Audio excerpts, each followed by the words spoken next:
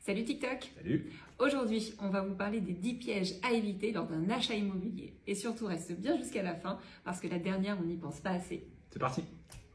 La première erreur à ne pas commettre quand tu achètes un bien immobilier, c'est de visiter une seule fois le bien que tu vas acheter. Vraiment, ça c'est la base. On visite au minimum 2 fois le bien immobilier qu'on veut acheter, maison ou appartement, et on le visite volontairement à 2 horaires différents et 2 jours de la semaine différents. Une maison peut te paraître super calme le samedi après-midi quand tu viens la visiter parce que c'est le moment où tu bosses pas et où l'axe routier qui est à 200 ou 300 mètres est calme et sera beaucoup moins agréable un vendredi à 16h30 à la sortie des bureaux. Donc on visite forcément le bien immobilier qu'on veut acheter 2 fois. La deuxième erreur, ça peut être de négocier ou pas le bien immobilier. En effet, c'est franco-français, on aime négocier les choses et notamment un bien immobilier. Des fois, c'est normal, des fois, c'est justifié, des fois, c'est une bonne idée, notamment quand le bien est en vente depuis un moment sur le marché. Là, il faut tenter de le négocier. Et des fois, même en 2023-2024, sur un marché immobilier qui se tend, quand le bien immobilier est à son bon prix et qu'il est en vente depuis peu de temps, vouloir systématiquement le négocier est la meilleure façon de finalement rien acheter. L'erreur numéro 3, elle est tentante également, c'est vouloir éviter les professionnels de l'immobilier pour éviter les honoraires d'agence. C'est évident que c'est tentant. Il faut juste être conscient que plus de 70% des transactions en France sont faites par des professionnels de l'immobilier et plus d'un bien sur 2 affiché de particulier à particulier l'est parce que le vendeur en est trop gourmand et justement que les professionnels de l'immobilier, et c'est souvent mon cas, ont refusé de prendre le mandat. Donc la bonne affaire de particulier à particulier, ça existe, mais 2 fois sur 3, c'est en fait surpayer un bien dont les agences n'ont pas voulu. Point numéro 4, super important également, c'est de bien voir la totalité du bien que tu vas acheter. Il faut visiter les caves, les greniers, les places de parking, etc.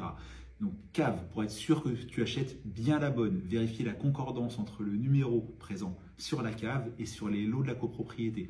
Visiter les greniers pour t'assurer, même si tu n'es pas un professionnel de l'état visuel de la charpente, pour t'assurer qu'il n'y a pas tout un tas de bazar stocké dans le grenier qui devra être évacué avant la vente. Donc on visite bien la totalité du bien immobilier qu'on veut acheter. Le dernier point, le point 5, le dernier de cette partie 1 de la vidéo, super important en mon sens également, une erreur à ne pas commettre, c'est de signer le projet de compromis de vente ou de promesse de vente sans l'avoir eu au préalable. Il est indispensable, et moi je l'impose à mes équipes au quotidien, d'envoyer 24 à 48 heures avant à nos clients le projet de compromis de vente qu'on va leur faire signer avec l'intégralité de ses annexes. Si les annexes ne sont pas dedans, ça ne sert à rien. En effet, l'agent immobilier ou le notaire qui va te recevoir pour te lire le compromis ou la promesse de vente va raccourcir les informations qui vont être données. C'est évident. Si tu achètes un bien par exemple en copropriété, tu vas signer de plus en plus par voie électronique environ 5 ou 600 pages. Il est évident que le professionnel que tu vas avoir en face de toi ne va pas te les lire scrupuleusement. Il va forcément récapituler les informations importantes, mais il faut qu'on t'ait laissé la possibilité, avant même de signer, d'avoir le temps de lire à tête reposée les documents, de préparer les questions que tu as éventuelles. Donc recevoir le projet de compromis de vente en amont, c'est obligatoire. Erreur numéro 6, c'est de mal préparer son dossier de prêt. Quand on va voir son banquier, on n'y va pas les mains dans les poches, on lui mâche le travail si on veut maximiser les chances d'obtenir son prêt dans les meilleures conditions. Si on parle par exemple d'un investissement locatif, on prépare un petit document de 2 ou 3 pages où on glisse des photos du bien, on parle de la rentabilité, de la ville dans laquelle on veut investir, etc. Si on est sur l'achat classique d'une résidence principale, c'est pareil, on prend le temps de faire un petit document, on recense nos revenus, les primes s'il y en a, l'épargne, on parle des points forts de son dossier, on prépare son dossier de prêt comme si on préparait un entretien d'embauche. L'erreur numéro 7 à ne pas commettre, c'est de ne pas négocier son emprunt immobilier. Évidemment, négocier le taux de son emprunt, ça vient en tête à tout le monde. Il y a tout un tas d'autres choses qui se négocient et qui sont loin d'être anodines. Par exemple, pensez bien à négocier l'absence d'indemnité de remboursement anticipé, on appelle ça l'IRA, parce que sinon, le jour où vous allez revendre votre bien immobilier par anticipation, et ça arrive dans 99% des cas, vous allez devoir 3% du capital restant dû en pénalité à la banque. Imaginons, il reste 200 000 euros d'emprunt immobilier à rembourser à la banque, et ben ce n'est pas 200 000 euros que vous allez devoir donner, mais 206 000. Donc on pense bien à négocier ça. On peut également négocier les assurances. On peut négocier les pourcentages d'assurance selon les revenus dans le couple, etc. Donc, point important, l'erreur numéro 7. L'erreur numéro 8, c'est de sous-estimer les travaux nécessaires dans un bien immobilier ou alors l'état de la copropriété. On est fin 2023 au moment où j'enregistre cette vidéo. Les coûts des travaux explosent depuis l'inflation. Donc, fiez-vous à des devis récents. Ne vous fiez pas au dire du vendeur, ne vous fiez pas non plus au dire de l'agent immobilier ou du notaire s'il n'a pas de devis récent pour agrémenter ses propos. Donc des devis récents de moins de 3 mois, ça c'est une base fiable. Également, renseignez-vous bien sûr sur l'état de la copropriété avec les 3 derniers PV d'AG, avec le carnet d'entretien, etc.